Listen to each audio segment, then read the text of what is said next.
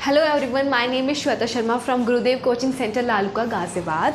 आज हम स्टार्ट करने वाले हैं अपने बिजनेस स्टडीज़ का एक नया chapter, that is chapter number 1, nature and significance of management. This will be the introductory class of this chapter. ठीक है, आज हम पढ़ेंगे मैनेजमेंट क्या होता है, उसके क्या कैरेक्टरिस्टिक्स हैं, प्रोसेस क्या है, मतलब पूरा बेसिक। ठीक है, और नेक्स्ट क्लास में आगे हम इसे डिटेल में पढ़ेंगे। ठीक है, सबसे पहले हम बात करते हैं व्हाट इज मैनेजमेंट। बेटा, management is the process of getting work done with the aim of achieving goal effectively and efficiently. ठीक है, मैनेजमेंट की बात करते हैं। मैनेजमेंट क्या होता है? आप देखते हो कि आप हर जगह कुछ ना कोई वर्क हो रहा है, कुछ ना कुछ काम हो रहा है, हर एक पर्सन कोई ना कोई काम कर रहा है। अब जो वो वर्क कर रहा है, अगर वो चाहता है कि वो काम सही तरीके से सही टाइम पे कंप्लीट हो, उसके लिए उसे हर चीज़ मैनेज करनी पड़ेगी। ठीक है, ऐसा नहीं है कि अगर आप शादी करने जा रहे हो बस सोच लिया और वो हो गई, नहीं। शादी में बहुत सारे काम होते हैं। ठीक है, बहुत सारी चीज़ें खरीदनी होती है, बहुत सारे वर्क्स होते हैं। आप उस वर्क्स को अलग अलग पर्सन में डिवाइड करते हो। ठीक है, कोई पर्सन कोई काम करता है, कोई पर्सन कोई काम करता है। ठीक है, अगर आप कोई भी काम आप डिस्ट्रीब्यूट नहीं करोगे या फिर जिस एक काम आपने दिया है वो सही से काम नहीं करेगा, अपना वर्क जो गिवन वर्क है वो सही से नहीं करेगा, तो मैनेजमेंट नहीं हो पाएगा, वो शादी कंप्लीट नहीं हो पाएगी। ठीक है, ओवरऑल जो मैनेजमेंट है वो हर एक चीज़ में रिक्वायर्ड है, हर जगह मैनेजमेंट होता है। आपके इतने सारे ऑर्गेनाइजेशन चल रही हैं, इतने सारे सेक्टर्स चल रहे हैं, वो वर्क अपना प्रॉपर नहीं कर पाते अगर उसमें प्रॉपर मैनेजमेंट नहीं होता। उसमें जो लोग हैं जो काम कर रहे हैं वो सही से काम नहीं कर पाते। ठीक है, सही से वर्क अगर नहीं करते तो वो चीज़ नहीं चलती, वो सेक्टर आगे नहीं बढ़ता। अब एक और एग्जांपल दे देती हूँ, अपने स्कूल का ले लीजिए। स्कूल में इतनी सारी चीज़ें होती हैं। ठीक है, एक जगह कैरिकुलम बन रहा है आपका, एक आपका अकाउंटिंग चल रही है एक तरफ, एक जगह लेसन प्लानिंग हो रही है। ठीक है, तो ओवरऑल अलग अलग डिपार्टमेंट के पास अलग अलग काम है। अगर वो डिपार्टमेंट अपना काम सही से नहीं कर पाते तो क्या वो स्कूल रन कर पाएगा? नहीं कर पाएगा। सब कुछ कहते हैं ना, होच पोच हो जाएगा, ख़राब हो जाएगा। तो मैनेजमेंट आपका हर जगह रिक्वायर्ड है। समझ आ गया? ठीक है, जैसे कि हम इस डेफिनेशन से पढ़ रहे हैं, is the process of getting work done with the aim of achieving goal. अब मैनेजमेंट भी वही होता है जहाँ पे कोई एम होता है। अगर कोई गोल ही नहीं है, कोई एम ही नहीं है, आपको कोई एक चीज़ अचीव ही नहीं करनी है, तो मैनेजमेंट क्यों करेंगे? ठीक है, सबसे पहले सोचोगे ना कि यार काम क्या करना है। सबसे पहले आपको एम सोचना पड़ेगा। ठीक है, अपना गोल डिसाइड करना पड़ेगा कि हमें क्या करना है। उसके बाद आप उस चीज़ को सिस्टमैटिकली डिवाइड करोगे। ठीक है, तभी तो मैनेजमेंट करोगे। तो इसमें यही है कि सब आप वर्क कंप्लीट कर रहे हो, क्या करने के लिए? एम को अचीव करने के लिए, अपने गोल को अचीव करने के लिए। ठीक है, कैसे? Effectively and efficiently. इसमें दो टर्म मैंने आपकी अंडरलाइन की है, effectively and efficiently. What do you mean by effectively? बहुत छोटे से उसमें मैंने स्टेटमेंट बताया, completion of a given work under a set duration और टाइम। ठीक है, कोई भी आपको वर्क दिया गया, ठीक है, सपोज मैं एग्जांपल बताती हूँ, आपको पिज़्ज़ा बनाने के लिए दिया और बोला है कि आपको 30 मिनट में आपको कंप्लीट करना है, आपको बनाना है। अब वही क्या कहते हैं, डोमिनोज़ का एग्जांपल ले लीजिए। उनका पहले शुरू में उन्होंने एक चीज़ लेके आए थे कि आप 30 मिनट में हम आपको डिलीवरी दे देंगे, है ना। और जानबूझ के हम लोग ऑर्डर किया करते थे कि चलो देखते हैं देंगे नहीं देंगे। और अगर ज़्यादा थोड़ा टाइम हो जाता था तो क्या वो पिज़्ज़ा फ्री में मिल जाता था। उसका ना एक आपको बताती हूँ, उनका एक स्ट्रैटेजी थी। शुरू में जब डोमिनोज़ आया था, अब लोग एकदम से तो हर चीज़ पता नहीं चलती है, तो उनकी ये स्ट्रैटेजी थी, अगर हम ये चीज़ बोलेंगे लोगों को कि 30 मिनट्स में हम आपको पिज़्ज़ा देने वाले हैं, और लोग तो भाई मेट्रो सिटीज़ में देख लीजिए आप, जितना जहाँ पे इतना ट्रैफिक होता है, लोगों ने सोचा ये तो फेल हो जाएगी स्ट्रैटेजी, कहीं नहीं होने वाला, 30 मिनट में तो कहाँ ही पिज़्ज़ा मिलेगा। तो लोग ना जानबूझ के ऑर्डर करते थे, जानबूझ के वो ऑर्डर करते थे।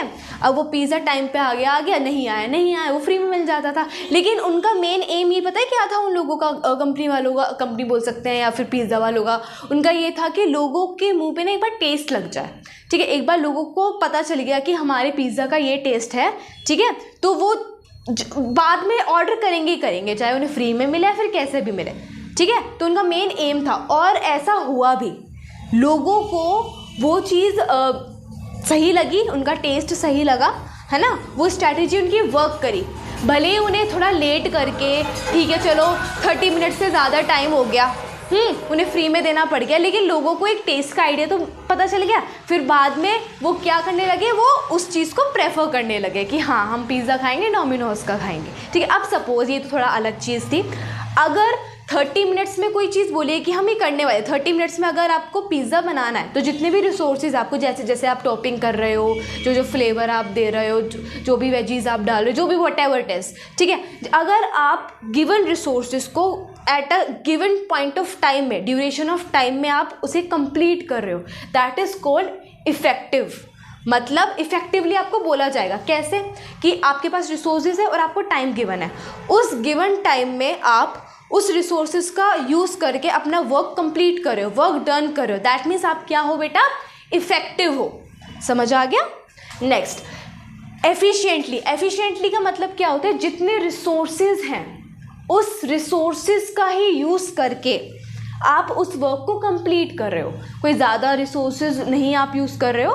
भले आप बोल देना कि अगर आपको बोल दिया, किसी ने कोई काम दिया, बोला कि ये चीज़ें हैं, अब जो बनाना है इसी का बना लो, किचन में कुछ बनाने जा रहे हो, मम्मी ने जो बची हुई चीज़ें थी वो दे दी, बोला कि अगर एक्सपेरिमेंट ही करना है तो ये चीज़ दे दी है, जो भी बनाना है इन्हीं का बनाना। अब उस चीज़ का जितनी भी क्वांटिटी है, जितनी भी नंबर ऑफ़ थिंग्स है, उस चीज़ का यूज़ करके आप उस चीज़, किसी चीज़ को बना रहे हो, दैट मीन्स आप क्या हो बेटा, एफिशिएंट हो। समझ आ गया। जितने रिसोर्सेज हैं उसी का यूज़ करके आप वो कोई चीज़ बना रहे हो, अपना गोल कंप्लीट कर रहे हो, अपने गोल को कंप्लीट कर रहे हो, किसकी हेल्प लेके, जो गिवन रिसोर्सेज है उसकी हेल्प लेके। समझ आ गया ये दो टर्म्स। इसलिए बोला गया है कि मैनेजमेंट का मतलब क्या होता है, आप कोई भी एम को अचीव कर रहे हो, अपने गोल को अचीव कर रहे हो, ठीक है, इफेक्टिवली और एफिशिएंटली। डन, कंप्लीट हो गया। अब मैनेजमेंट की बात करें तो 3 चीज़ें बहुत ज़्यादा मेन होती है मैनेजमेंट में। फर्स्ट है प्लानिंग। सबसे पहले आपको प्लानिंग करनी होती है कि आप मैनेजमेंट करना, आपको मैनेजमेंट करनी, किस चीज़ के लिए मैनेजमेंट करनी है, प्लानिंग तो करोगे ना, प्लानिंग तो, अब शादी करने वाले तो प्लानिंग तो चलेगी ना, पहले प्लान करोगे, अच्छा यार शादी करनी है, डेस्टिनेशन वेडिंग करेंगे, तो प्लानिंग कर रहे हो, डेस्टिनेशन वेडिंग करनी है आपको। Second, execution. अब हमने सोच लिया है कि डेस्टिनेशन वेडिंग होने वाली, एग्जीक्यूट तो करना है ना, जाना तो पड़ेगा ना, वहाँ पे बहुत सारे इंतजामात होते हैं, इतनी सारी चीज़ें करनी होती है, वो एग्जीक्यूट तो करना है आपको, प्लान जैसे भी आपने प्लानिंग किया। Third, monitoring.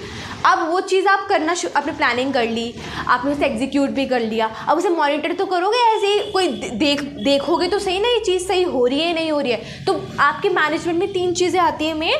फर्स्ट है आपकी planning, second execution, third monitoring. समझ आ गई। ये तो पूरी डेफिनेशन थी इन चीज़ों। देखो आपको अब मैनेजमेंट की जब भी आप डेफिनेशन लिखोगे या फिर उसे डिस्क्राइब करोगे तो ये चीज़ें ज़रूर लिखना, ठीक है, क्या वो इफेक्टिव होता है, एफिशिएंट होता है, और 3 चीज़ें इसमें आती है, प्लानिंग, एग्जीक्यूशन एंड मॉनिटरिंग। अब मूव टू द नेक्स्ट। अब एक ना प्रोसेस होता है मैनेजमेंट का, आगे जाके आप पढ़ोगे ये जो प्रोसेस है, planning, organizing, staffing, directing, controlling, मैं भी आपको बताऊंगी। आगे जाके इसके ना प्रॉपर चैप्टर होंगे।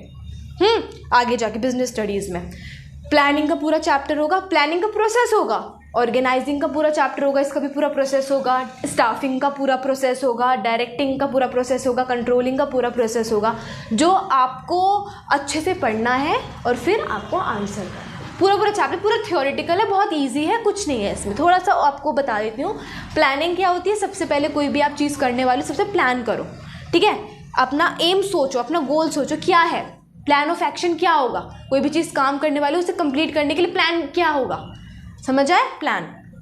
ऑर्गेनाइजिंग। अब ऑर्गेनाइजिंग मतलब उसे कैसे ऑर्गेनाइज करोगे उस चीज़ को, अपनी अब प्लान को अचीव करने के लिए हर चीज़ को कैसे ऑर्गेनाइज करोगे, वो आपके ऑर्गेनाइजिंग में आ गया। स्टाफिंग।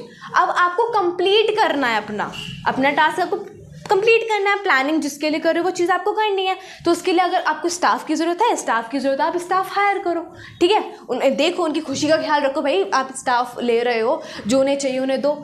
डायरेक्टिंग में जो ऑलरेडी आपके पास रिसोर्सेज हैं, आपके पास ऑलरेडी स्टाफ हैं आपके लिए जो काम कर रहे हैं, उन्हें खुश रखना, उन्हें मोटिवेट करना, उनकी जो रिक्वायरमेंट है उन्हें पूरी करना, ठीक है। और बहुत सारे आप इस चैप्टर में जाके पढ़ोगे, थोड़ा ऊपर से बता रही हूँ मैं। कंट्रोलिंग। वैसे कंट्रोलिंग का मतलब होता है बेटा जो प्लानिंग है, जो आपने प्लान किया और लास्ट में आपको क्या मिला वो आपका कंट्रोलिंग होता है। लेकिन कंट्रोलिंग में बेसिकली मॉनिटरिंग भी करना कि जो चीज़ हमने सोचा था वो हुई है नहीं हुई है, ठीक है। प्रोसेस ऑफ मैनेजमेंट में ये आप चीज़ें पढ़ने वाले हो, आगे हम इसे डीप में पढ़ेंगे। ये थोड़ा बस मैंने आपको बेसिक ओवरव्यू बता दिया इस चैप्टर का। मैनेजमेंट आपको समझ आ गया होगा, ठीक है। आगे हम नेक्स्ट चैप्टर में आगे डीपली तो पढ़ेंगे, लेकिन अभी थोड़ा सिग्निफिकेंस, इसके फीचर्स, इसके थोड़े प्रोसेस हम डीपली और पढ़ेंगे। Thank you. क्या हो गया?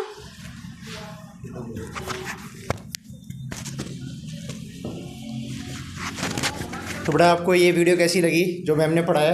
मैम प्लीज़ कम। तो मैम आपको इस बार इकोनॉमिक्स के साथ साथ BST मतलब बिजनेस स्टडीज़ भी पढ़ाएंगी, है ना। तो 11th-12th की बिजनेस स्टडीज़ साथ के साथ इकोनॉमिक्स 11th-12th की। तो बेटा अगर आपको ये वीडियो इंट्रोडक्शन वीडियो अगर आपको पसंद आई है तो वीडियो को लाइक करें और शेयर एंड सब्सक्राइब जरूर करें इस चैनल को। Thank you, have a good day.